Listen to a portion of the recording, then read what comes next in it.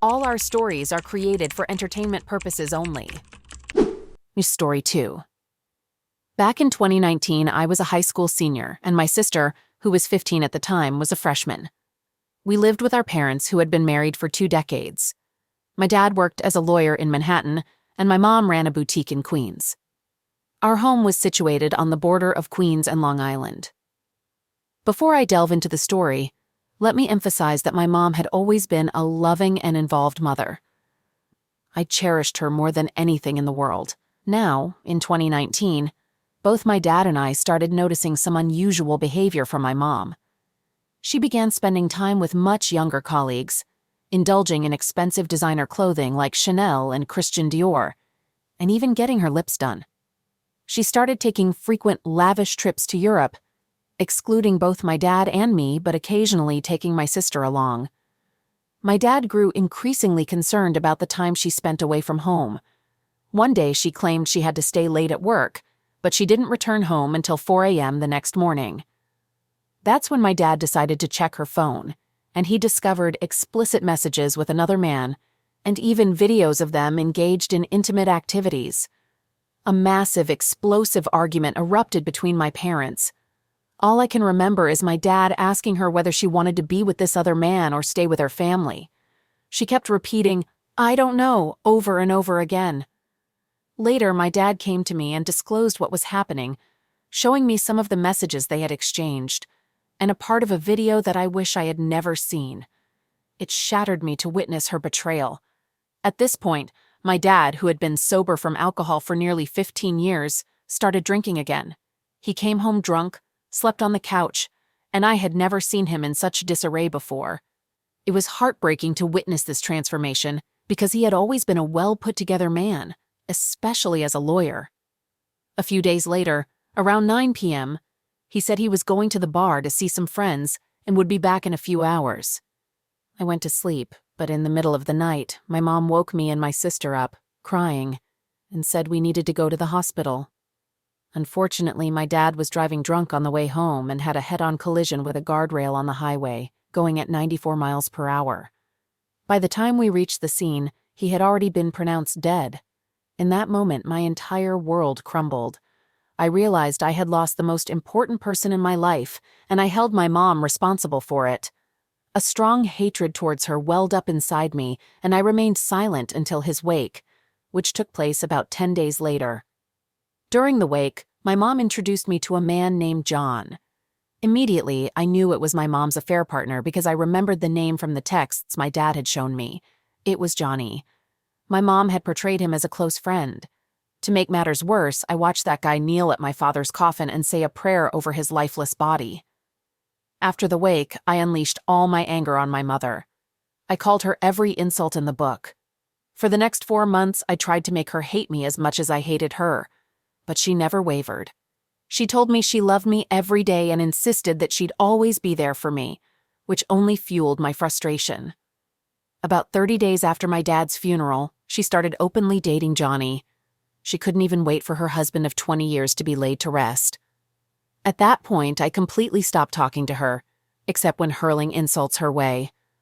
I was into baseball and managed to secure a Division I scholarship for it, which led me to a California school. Despite my mother's wishes for me to stay closer to home, I chose California. Once I left and arrived at school, I cut off all contact with her, blocked her number, and severed ties on social media. It's been almost 5 years since I've heard her voice. I knew I had my dad's parents to fall back on financially, so cutting contact wasn't too challenging. Initially, she sent letters for the first 18 months, but she stopped when she realized I wasn't budging. A year after my departure, she moved Johnny and his daughters into our family home, which my dad had bought with his own hard-earned money. I suppose it's their home now. I used to have a relationship with my sister, but when Johnny and his daughters moved in, my sister became friends with them since they were around the same age. My sister and Johnny's oldest daughter now attend the same college and are in the same sorority at Monmouth University in New Jersey. When I found out about this, I cut ties with my sister as well. I've heard that my mom and Johnny got engaged a few months ago, and honestly, I want nothing to do with it. Right now, I'm writing this from my grandparents', my dad's parents' house in Florida, where I've spent every holiday for the past 5 years. Earlier today, I came across a picture on Instagram that my cousin posted. It featured my cousin, my aunt and uncle, my mom, my sister Johnny, and his daughters. Apparently, they were on vacation in the Swiss Alps, enjoying skiing and snowboarding. It struck me that this was the first time I had seen her face in 5 years, and I have to admit it made me miss her a little bit. I have to be honest here. Before all of this happened, she was a wonderful mother whom I loved deeply. I was a complete mama's boy before this mess unfolded. Lately, I've started to miss her a lot. A part of me wants to forgive her and reconnect, but I can't shake this feeling of betraying my father's honor by doing so. The guilt of forgiving her weighs heavily on me because of my father. I'm truly lost on what to do. So Reddit, I turn to you for advice. Should I forgive and reconnect with my mother, or should I stay away to honor my father's memory? What's the right path for me to take? I've ruined my once happy marriage because of my selfish desires. I can't even comprehend how I ended up in this mess. It feels like everything unraveled so quickly and I'm filled with shame right now. I've committed something truly terrible and I can't even face myself in the mirror. I doubt I'll ever forgive myself for having an affair with my husband's friend. I take full responsibility for all of this. My desires got the best of me, and I couldn't control myself. What should I do now? I'm completely lost and confused. Hey everyone, I'm Anne, a 30-year-old fashion designer. I've been into fashion since I was 16, but I learned the basics from my mom, who was also a fashion designer. I've been a professional fashion designer for a decade now. I'm married to a medical doctor named Derek, who's 32 years old. We live in Rochester, New York, USA, and we've been married for 5 years. Derek means the world to me. He's my soulmate and the love of my life. We met in college and have been inseparable ever since. Some people might think I married Derek for his money, but that's far from the truth. I won't blame them for assuming that because, to be honest, Derek isn't conventionally handsome and he's on the shorter side. But none of that matters to me. What drew me to Derek was his incredible kindness. Without a doubt, Derek loves me more than he loves himself, and he goes above and beyond to make me happy. He'd do anything to see me smile. Our relationship hit a rough patch when Derek was relocated to a nearby town 6 months ago. He asked if we could move together, but I used my fashion designing business as an excuse to stay put. The truth is, I couldn't fathom starting over in a remote town, especially since Derek volunteered for an NGO and would be away for 2 years. It was a challenging situation for both of us. I explained to Derek that I really wanted to join him, but my business commitments prevented me from doing so. He understood my reasons, but I could sense his disappointment in his expression. He reassured me that he'd visit once a month, and I agreed. Little did I know that being apart would create such a significant rift in our marriage. The distance became a problem, and even keeping in touch became a challenge due to Derek's busy schedule. Nevertheless, he made an effort to communicate with me occasionally. Derek made sure that we stayed in touch at least 3 times a day, and we had daily video calls. He kept his promise by visiting me at least once a month. Over time, I started feeling increasingly bored, even though Derek was my best friend, and we used to do everything together. It became tough for me to cope with the loneliness. I longed for someone to be by my side. One day, as I was returning from the grocery store, a car suddenly pulled up, and the driver approached me.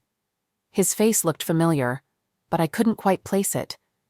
He introduced himself as Nathan, Derek's friend, and suddenly I remembered him as one of Derek's groomsmen at our wedding. He inquired about Derek, and I informed him that Derek had been away on NGO work for about 6 months. He offered to give me a ride home since my car was in the shop, and after some hesitation, I accepted. During the ride, we had a blast, and I lost track of time, only realizing we had arrived at my doorstep. Nathan insisted on helping me carry the groceries inside, which I appreciated. He came in, assisted me with organizing the groceries, and I offered him a cup of coffee. We continued to chat and have a good time. Nathan is undeniably good-looking, and his company was enjoyable. He's 6 feet tall and could easily pass for a model. Eventually, he suggested leaving, but I convinced him to stay a bit longer since we had time. We decided to share a glass of wine and watch a movie together. That's all I recall, folks. I was utterly unprepared for what transpired next. When I woke up the next morning, I found Nathan in my marital bed. I know it's shocking, but believe me, I was just as stunned. I can't recall any of the details, but one thing was clear. I had slept with my husband's friend, and I had no idea how it happened. I was completely crushed, but Nathan acted like nothing out of the ordinary had occurred. While I was panicking, he remained composed. He told me to calm down, reassuring me that it was quite common, and I wouldn't be the first person to sleep with a friend of my husband. He emphasized that he hadn't taken advantage of me, and that everything that happened was consensual. Well, I was too drunk to recollect anything from that night, but he offered to whip up some breakfast. Initially, I asked him to leave immediately, but he declined and insisted on preparing breakfast. I was still feeling the effects of the previous night's drinking, so I didn't have much energy to do anything about it. I felt lost and didn't know how to handle the situation. I felt terrible and was not proud of my actions. Derek didn't deserve this. I couldn't fathom how I had allowed myself to stoop so low and have an affair with my husband's friend. I constantly questioned my choices because I didn't think Derek could ever forgive me for what I had done. His greatest fear had become a reality. Derek had trust issues stemming from past relationships where women had been attracted to his wealth and eventually cheated on him. I had reassured him that I was different and would never do such a thing to him. Initially, Derek doubted my love for him, thinking it was solely because of his money. Slowly, I gained his trust and helped him see his worth beyond financial status. Now, I couldn't believe I had shattered that trust. How could I convince Derek that I had lost control? I knew he might view me as just another one of his previous partners. I was terrified because I recognized the magnitude of my wrongdoing. I was still grappling with what to do when Nathan entered with a tray of food. I was furious, but I couldn't muster the courage to ask him to leave. He offered me breakfast, and I accepted. He tried to console me, reassuring me that everything would eventually be all right. I felt immense guilt because despite knowing I could have stopped, I kept making the wrong choices. My affair with Nathan continued, and although I was fully aware of its wrongness, I couldn't find the strength to put an end to it. Nathan and I grew so close that he moved in with me. Derek's visits became less frequent due to his demanding work schedule, but he made sure we stayed in touch daily. Whenever Derek called, Nathan would make himself scarce so that I could comfortably converse with him. It felt strange initially, but over time, I adapted to the situation. One day I received an unexpected call from Derek. He mentioned having a surprise for me, and I assumed it was another package he had sent. I rushed to the door when he instructed me to open it, and the shock that awaited me was beyond anything I had imagined. I stood there, frozen for a moment, and Derek had to tap me to bring me back to reality. He could sense my lack of enthusiasm upon seeing him. He inquired why I wasn't thrilled to see him, and I knew I had to act quickly to avoid getting caught. I contemplated lying about being sick, but I remembered that Derek was a medical doctor, making that lie easily debunked. So I had to come up with a different excuse. I told him I was experiencing severe menstrual cramps, knowing that he was aware of how painful they could be. So Derek suggested I take a break and relax. Everything was going smoothly, and I was fully immersed in enjoying the attention and care I was receiving from Derek. I didn't have a moment to contemplate the mess I had created. Little did I know, a storm was brewing. Derek went upstairs to change his clothes, but he stumbled upon Nathan's belongings in his closet. From clothes to undershirts and underwear, Derek was furious, and his anger was evident in his tone when he spoke to me. In that moment, I wished I could vanish into thin air. I knew this could spell the end for me. I wanted to confess, but I couldn't muster the courage. I was convinced that Derek would never forgive me if I admitted to having an affair with his friend. So I held my secret tight, and miraculously, I didn't get caught. When Derek asked about the items he found in his closet, I spun a web of lies. I told him they belonged to my brother, who happened to be in town for work. He questioned why I hadn't mentioned it to him before, given that we spoke every day. I claimed it must have slipped my mind. He continued probing, asking why my brother's belongings were in his closet. At that moment, it was clear he wasn't buying my fabricated tales, and he wasn't going to let it slide. I resorted to saying that I was helping my busy brother with his laundry. From the look on Derek's face, it was evident he didn't believe every word I uttered. Tears welled up in my eyes, and I even accused him of not trusting me. I felt immense shame for my actions and couldn't believe how low I had sunk. Derek wiped away my tears and apologized, never bringing up the matter again. As soon as Derek left, I hurriedly called Nathan, instructing him not to return because Derek had come back. I felt relieved that Nathan wasn't home when Derek returned. I saw it as the universe working in my favor. However, throughout Derek's presence, I pretended to be happy while secretly battling guilt. Seeing Derek reminded me of why I married him and why I had turned down numerous proposals to be with him. It was at that moment that the gravity of my actions hit me. Here was a man who would do anything for me, a man who had defied his own family to be with me, a man who had fulfilled every request I made. He was the one who stood by my side when others labeled me a gold digger. He was the man who had transformed my life. How had I allowed myself to have an affair with his friend? I felt completely disconnected from everything and overwhelmed with exhaustion. Update. Derek noticed that something was amiss, and he repeatedly asked me what was bothering me. However, I couldn't summon the courage to reveal the truth to him. I was terrified of what the consequences would be. Guilt gnawed at me for betraying Derek. It wasn't a conscious choice, but how could I possibly explain to him that it was loneliness that drove me into the arms of his friend? Let me be clear. I take full responsibility for everything that unfolded, but I can't deny that I might not have ended up with Nathan if Derek hadn't been relocated. I could sense Derek growing suspicious, especially when I caught him checking our CCTV camera footage.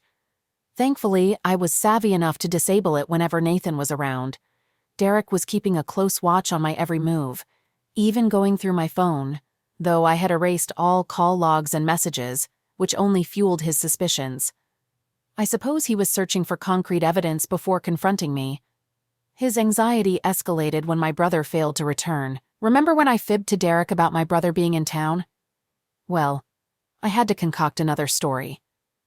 I informed him that my brother had been urgently called away for work in another city.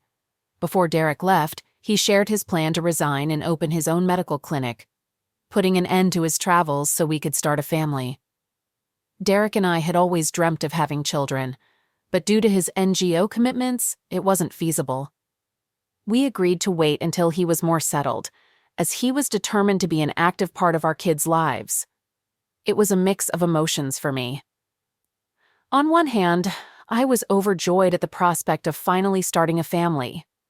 On the other hand, I was burdened by the guilt of my affair with Nathan. Would Derek still want to have children with me once he discovered I had been intimate with his friend? I knew he wouldn't. I knew the man I married was unforgiving. He had never forgiven any of his ex-girlfriends who had cheated on him. What chance did I stand as his wife? I was acutely aware of the painstaking effort it took to rebuild Derek's trust, and now I had shattered it all. Derek returned to formally resign, and I resolved to end things with Nathan. I decided to meet him outside my house, but then I remembered some of his belongings were still inside. So I called him over to break things off officially. I informed him that it was over and that I couldn't continue our relationship. He pressed for an explanation for my sudden change of heart, but I firmly stated it was none of his business and urged him to retrieve his belongings and leave. Nathan begrudgingly began packing his things, predicting that I'd regret my decision one day and come back begging. I assured him that such a day would never come. Amid our exchange, my phone rang, and I glanced at the caller ID, discovering it was Derek. My heart practically leaped out of my chest. I gave Nathan a signal to excuse me, and he obliged. I answered the call, and Derek mentioned he was checking in on me and letting me know he had officially resigned. I felt elated, and our conversation continued. For a moment, I completely forgot that Nathan was still around, lurking in the background. As I was chatting with Derek on the phone, Nathan walked in with a loud, angry tone, announcing he had packed his stuff and was leaving. In that instant, I felt like my world was collapsing. Nathan must have assumed my call was over because Derek and I typically had brief conversations due to his demanding work schedule. I prayed that Derek hadn't overheard what Nathan had said, but my hopes were dashed when Derek inquired about Nathan's presence in our house. How could he have recognized the voice? I had assumed they were just casual acquaintances. I forgot to mention one thing about Derek. He has an uncanny ability to remember faces and voices. It's one of his distinctive traits. As I was struggling to process everything, he asked again what Nathan was doing in our home. I was too stunned to utter a word. I never imagined I'd get caught, at least not like this, and certainly not right after ending things with Nathan. My mind drew a blank and I couldn't conjure up another lie. Derek revealed that he knew I had been unfaithful when I tried to pass off the clothes in his closet as my brother's, and when he discovered I had disabled the CCTV camera. He suspected my infidelity, but what he didn't know was that I had been cheating with his friend. Tears streamed down my face uncontrollably at that moment. He instructed me to leave his house before he returned. I couldn't fathom my predicament, and it felt as if my world had crumbled to pieces. Leaving Derek's house wasn't an option. I mean, where would I even go? Returning to my parents' home was out of the question. What would I tell them had transpired? So I chose to ignore the consequences and wait for Derek. I hoped he might forgive me when he learned that loneliness had driven me to betray him with his friend. However, my hopes were shattered when Derek arrived, seething with anger. I had never seen him like this before. His fury intensified upon seeing me still there. He demanded to know why I was lingering in the house and threatened to involve the police, claiming I was trespassing. My pleas fell on deaf ears, and he ordered me to gather everything I had brought with me 5 years ago when I moved into his house, emphasizing that I shouldn't take anything he had purchased for me, down to the slippers and hairpins. I got down on my knees and started pleading desperately. I begged him to forgive me and give our relationship another chance, but he remained stubborn and didn't listen to a word I said. He even vowed to make my life difficult. I tried everything I could, but Derek was unwavering in his decision. What made it even worse was that I couldn't reach out to anyone for help because I would have to spill all the details, and I knew no one would truly understand my situation, not even my friends. They always told me how fortunate I was to be married to such a loving, kind, and generous man. Throughout our marriage, Derek made sure I lacked nothing, and money was never a problem. When I saw how resolute Derek was, I packed a few of my belongings and left, unaware that it would be the last time I set foot in our marital home. I sought refuge at my fashion store, hoping to resolve things with Derek the next day. I temporarily closed down the store and sent my employees home. Right now, I'm trying to gather my thoughts and figure out what steps to take. I desperately want my husband back in my life. Update. It's still a complete mystery to me how my life took such a sudden turn. I mean, how did I go from living in a luxurious mansion to squatting in my own store? It all happened so swiftly, and it felt surreal, like a bad dream that I wished I could wake up from. After spending several days sleeping at my fashion store, the reality of my changed life hit me hard, and I cried profusely. I was so consumed by my thoughts that I didn't even realize when I dozed off the next day. I was awakened by the ringing of my phone, and it was our lawyer on the line. He wanted to meet with me, and I asked him to come to the store. To my utter shock, he arrived with divorce papers in hand. I couldn't believe my eyes. He requested that I sign the divorce papers, but I vehemently refused. I attempted to call Derek, only to discover that he had blocked my number. Determined to confront him in person, I began preparing to go to our house. However, just as I was getting ready, a group of people arrived at the store, and the lawyer introduced them as the new owners. I was utterly flabbergasted, and it took all my remaining strength to stay on my feet. Apparently, Derek had sold my store and donated the proceeds to charity. I couldn't believe what I was hearing. Why would Derek do this to me? I never imagined he was capable of such a deceitful act. While it's true he initially financed the store with his money after we got married, I was the one who put in all the hard work to turn it into what it is today.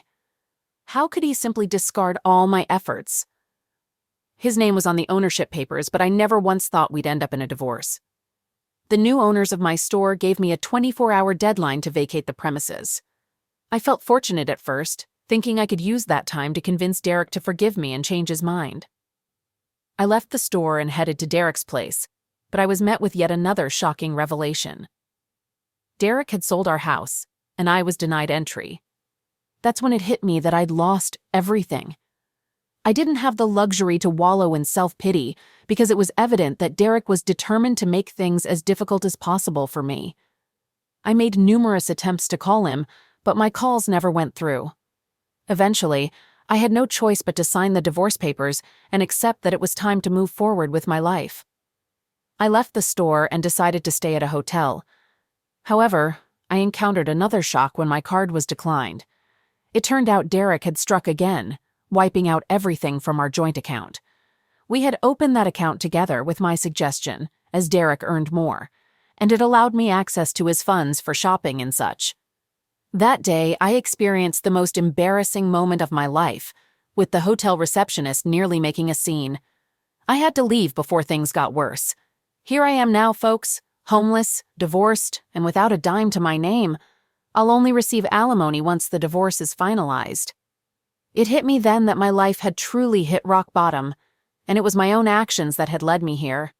With no other options and nowhere to turn, I decided to reach out to Nathan. Initially, he ignored my calls, but eventually picked up after multiple tries. I asked if we could meet to talk, and he initially claimed to be busy. However, when I explained my dire situation, being homeless and in desperate need of a place to stay, he admitted he wasn't in town. I inquired if I could go to his house, but he dropped yet another bombshell. He had a girlfriend now and suggested I move on with my life. He told me it was just a casual thing and not to take it too seriously. Nathan went on to explain how he once bumped into Derek at a bar, and they were discussing relationships and infidelity. He mentioned that Derek had been praising me, saying he trusted me completely and believed I'd never cheat on him. So Nathan decided to test if Derek's words held true, and regrettably, I fell for his scheme. Hearing Nathan's words made me feel utterly ashamed of myself. I suddenly felt tainted and wondered how I could have allowed myself to be deceived so easily. No matter how much I tried, I couldn't forgive myself for the terrible mistake I had made. My self-condemnation drove me into a deep depression. Life lost its meaning, and I couldn't even reach Derek to apologize for betraying his trust and causing him pain. I made the decision to pick up the pieces of my life. I returned to my parents' home in Chicago and joined my mom in her store. The news of my infidelity quickly spread throughout the town. It was hard to accept that just a few months ago, I was living like royalty in a grand palace, and now I found myself in a small town, relying on my parents for everything. I couldn't even afford basic necessities like underwear. My life had transformed into a nightmare since the day I had an affair with my husband's friend. The fleeting lust was never worth the tremendous loss I had experienced, and it never will be. I'm overwhelmed with regret, but I know it's too late to undo the damage. If only I had never gone grocery shopping on that fateful day. If only I had never crossed paths with Nathan. And if only I had resisted falling for his deceitful tricks. That's how I destroyed my marriage and my life.